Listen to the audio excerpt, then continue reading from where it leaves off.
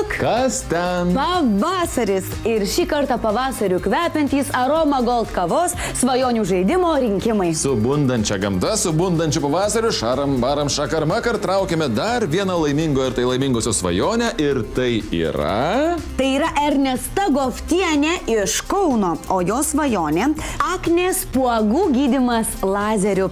Tikrai labai moteriška ir pavasariška svajonė. Juk mes moterys visuomet norime būti pačios gražiausias ir patikti savo bei kitiems.